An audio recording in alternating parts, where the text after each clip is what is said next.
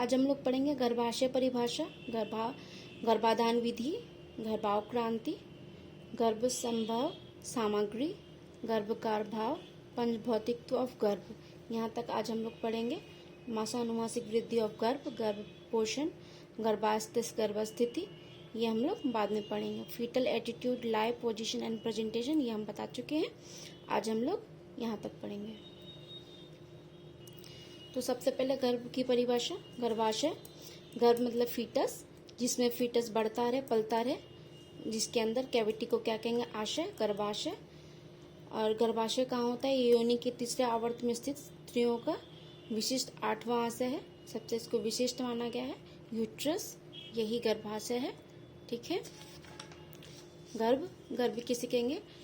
कब कहेंगे? शुक्र शोणित स्पर्म एंड ओवम के संयोग से शुक्र तथा शोणित को ही गर्भ कहा जाता है। उनके संयोग से जो गर्भाशय में स्थित आत्मा प्रकृति में विकारों से सम्मूर्छित शुक्र तथा शोणित को गर्भ कहा जाता है। ठीक है। विकास के प्रथम चरण में इसे भ्रूण भी कहा जाता है। ठीक है। और 1 and 2 month, first and second month तक भ्रूण कहा जाता है, एम्ब्रॉय कहा जाता है। उसके बाद 3rd मंथ से लेकर 9 मंथ तक उसे फीटस कहा जाता है। ठीक है, गर्भ कहा जाता है।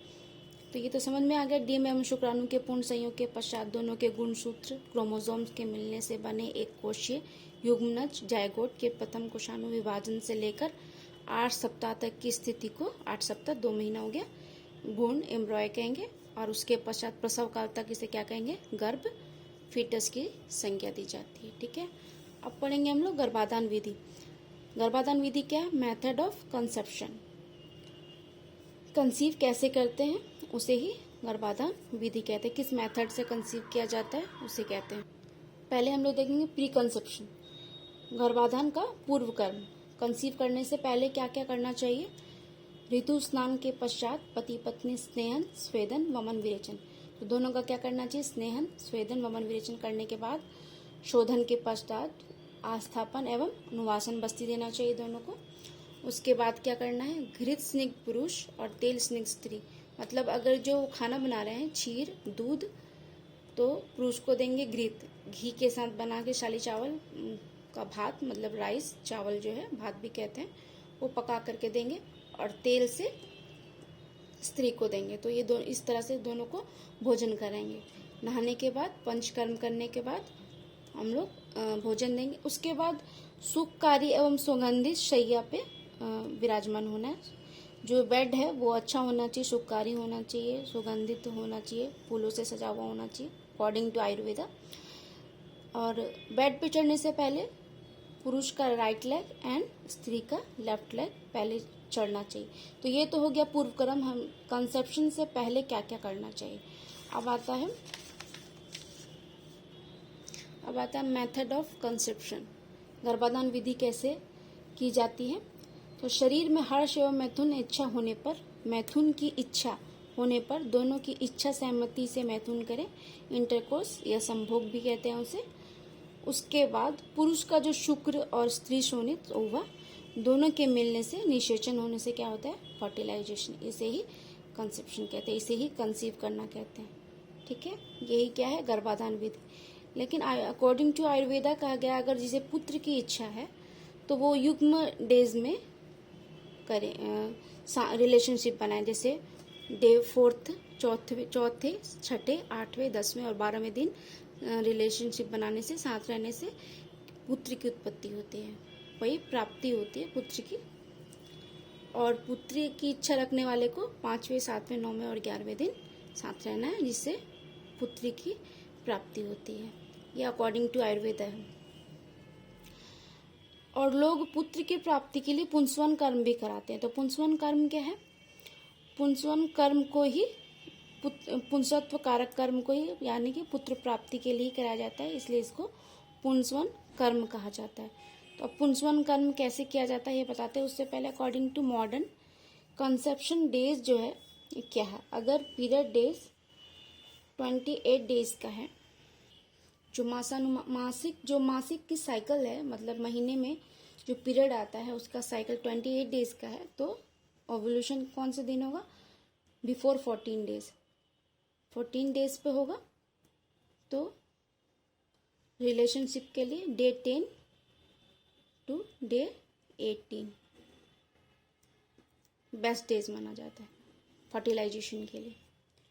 अगर 22 डेज का है तो बिफोर 14 डेज होगा, तो कब हो जाएगा, 8वें दिन होगा। कब होगा, डे 8 पे ओवुलेशन होगा, तो 7 रहेंगे। कब रहेंगे, डे 6 से डे 12 तक, या डे 5 से डे 13 तक, ये बेस्ट डे। इसी तरह से जोड़ करके देख लेंगे। ये हो गया। अब देखेंगे पुंसवन कर्म क्या है। तो पहले तो पुंसवन कर्म का प्रयोजन क्या है, उद्देश्य क्या है।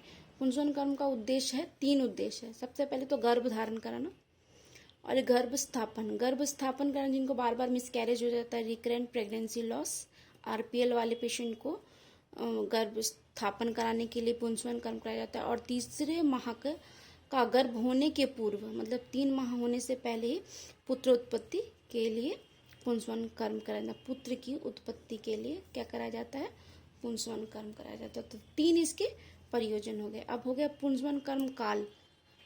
कब कब पुंसवन कर्म कराया जा सकता है, डेज कौन कौन से हैं। 5 ऑप्शन है।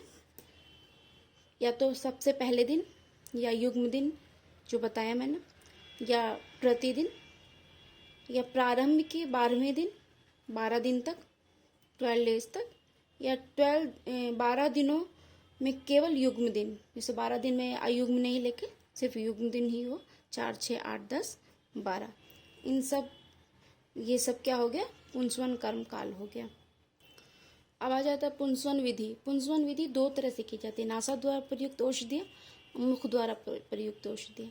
तो नाक के द्वारा भी दी जाती है औषधि, और मुख द्वारा, मुंह से भी औषधि दी। नासा द्वारा क्या है, सालीपृष्ठि की उष्मा को सूंघकर, एक ये है, पुष्य नक्षत्र में पकाई गई, ठीक है।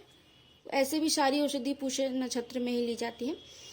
लक्ष्मा, वटशृंग, सहदेवा, विश्वदेवा, श्वेत बृहतिमूल, इन सबको क्या करेंगे, दूध के साथ पीसकर दक्षिण नासापुट में 3 से 4 बूंद देना है। जो काल बताया गया उन्हीं काल में फॉलो करके, ठीक है। श्वेत बृहतिमूल, उत्पल पत्र, कुमुद पत्र, लक्ष्मण मूल, 8 वटशृंग को लेना है, और इन सबको पीस करके दक्षिण नासापुट में 3 से 4 बूंद देना है, ठीक है। लेकिन अगर पुत्र प्राप्ति के लिए पुंसवन विधि हो रही तो दाहिने नासापुट में लेंगे, और पुत्री के लिए है तो वाम नासापुट में। दाहिने अगर राइट नेजल कैविटी में देंगे, और या लेफ्ट नेजल कैविटी में। अब आ जाता है मुख द्वारा कैसे करेंगे। मुख द्वारा में ऋतुकाल के चौथे दिन, डे 4 पीरियड के चौथे दिन स्नान एवं व्रत रखेंगे, पेशेंट को स्नान एवं व्रत रखाएंगे। उसके बाद अगले दिन प्रातःकाल स्नान करके सूर्य पूजा करने के बाद ब्राह्मणों को दान देकर मधुष्टि 2 तोला, शर्करा 8 तोला, और जीवित वत्सा गौ के दुग्ध घृत के साथ क्या कराना है, उनको, उस पेशेंट को पान कराना है, और कोई भोजन नहीं देना है, ठीक है। अगर भूख लगती है तो सिर्फ दुग्धांत ही लें, चावल और दूध। अब आ जाता है लक्ष्मणा सुदर्शन की जड़ भी कन्या से पिसवा कर, मतलब कन्या मतलब हो गया जो प्यूबर्टी में नहीं आई है, अनमैरिड भी हो, और जिसको पीरियड स्टार्ट नहीं हुए, उसे कन्या कहा जाता है। तो बिफोर प्यूबर्टी, उससे पिसवा कर ऋतुकाल में पान कराना। ऋतुकाल में इधर बताया गया है कब कब लेना है। और पुत्र जीवक बीज को, और बीज, पत्र एवं मूल, पुत्र जीवक के ही बीज, पत्र एवं मूल को लेना है, दूध के साथ पीस करके पान कराना है। तो ये किस तरह लेंगे, मुख द्वारा ही लेंगे। तो ये क्या हो गया, पुंसवन विधि। अब आ जाता है गर्भावक्रांति। गर्भावक्रांति किसे कहते हैं, जिसमें शुक्र निषेचन, शुक्रार्तव संयोग, सत्व आत्वा एवं पंचमहाभूतों का गर्भ में अवतरण कर्म हो, उसे गर्भावक्रांति कहते हैं। इन सब चीज़ों के बारे में जिसमें वर्णन किया गया हो उसे ही गर्भावक्रांति कहते हैं, कि फर्टिलाइजेशन कैसे होता है, या आगे किस किस चीज़ों का संयोग से वो बना, गर्भ के घटक के अवतरण का वर्णन जिसमें हो, उसे गर्भावक्रांति कहते हैं। अब देखेंगे गर्भ संभव सामग्री। तो गर्भ ठहरने के लिए किन किन चीज़ों की आवश्यकता होती है। गर्भ संभव सामग्री। 4 घटक की जरूरत होती है। ऋतु, क्षेत्र, मार्ग, बीज। ऋतु, क्षेत्र, मार्ग एक हो गया, बीज, अंबु। ऋतु क्या हो गया? ऋतु काल में संभोग। बिफोर ओवुलेशन, जो डे मैंने बताया, डे 10 to डे 20 या डे 12 to 16, जिस टाइम ओवुलेशन होता है उससे 4 दिन पहले और 4 दिन बाद तक के डेज लिए जाते हैं, तो उस टाइम पे रिलेशनशिप, ठीक है।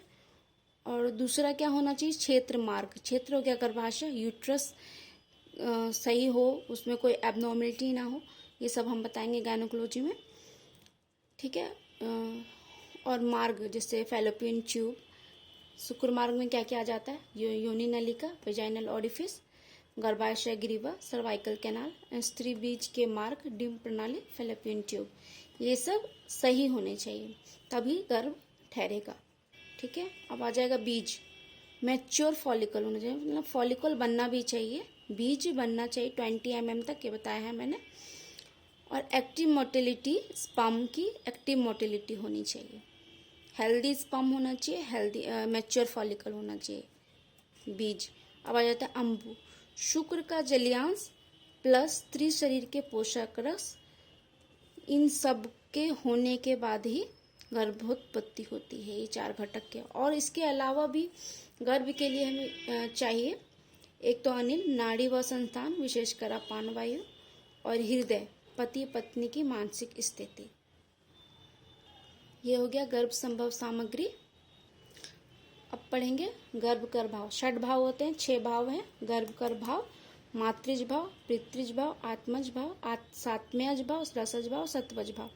ये हम लोगों ने चरक फर्स्ट में पढ़ा है, फर्स्ट ईयर में, सेकेंड ईयर में पढ़ा है हम लोगों ने बहुत अच्छे से, ठीक है। 6 भाव, मातृज, पितृज, आत्मज, सात्मज, रसज एंड सत्वज, ये क्या है? 6 भाव है गर्भ के।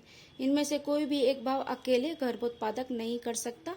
गर्भ इन 6 भावों के समुदाय से ही उत्पन्न होता है, इन 6 के होने पर ही गर्भ की उत्पत्ति होगी, ठीक है। अब पढ़ेंगे गर्भ के 5 भौतिक। तो 5 भूत कौन से हैं? आकाश, वायु, अग्नि, जल, पृथ्वी। तो माता का रक्तगत, पिता का शुक्रगत, आहार रस हो गया शुक्र शून्य संयोग के पश्चात माता के आहार से प्रतिबद्ध, आत्मा, पूर्व जन्म के कर्म के वशीभूत हो आत्मा से प्रतिबद्ध, ऐसा कहा जाता है। तो ये 4 चीज हो गया, माता, पिता, आहार रस, अनात्मा। माता का क्या है? रक्तगत, और पिता का शुक्र, और आहार रस लेंगे दोनों का शुक्र शोणित के संयोग के पश्चात, ठीक है, जो न्यूट्रिशन मिलता है। और आत्मा, जो पूर्व जन्म से ही कहा जाता है कि फिर से जन्म होता है। तो ये चारों क्या हो गया? चारों महाभूत से रिलेटेड हो गया, वायु, तेज, जल, पृथ्वी। आकाश सब में होता है, आकाश सर्वव्यापी होने से स्वभावतः इन सब में ही मिल जाता है। तो पंच महाभूत इन चारों चीज से मिले हुए हैं, इससे गर्भ के शरीर की उत्पत्ति होती है। तो 4 स्रोत ये है, इसमें 4 स्रोत, उसमें क्या हो गया? वायु, तेज, तेज मतलब अग्नि, जल, पृथ्वी। जल ये हो गया, वायु, तेज, जल एंड पृथ्वी। पृथ्वी हो गया यूट्रस, ठीक है। आकाश, कैविटी, सब में ही आकाश महाभूत पाया जाता है, ठीक है। तो आज हम लोगों ने यहाँ तक पढ़ लिया है। आगे हम लोग पढ़ेंगे मासानुमासिक वृद्धि ऑफ गर्भ, गर्भ पोषण, गर्भास्थिति, ये हम लोग आगे पढ़ेंगे। पोजीशन प्रेजेंटेशन मैंने बता ही दिया है, ये वही चीज़ है, ठीक है।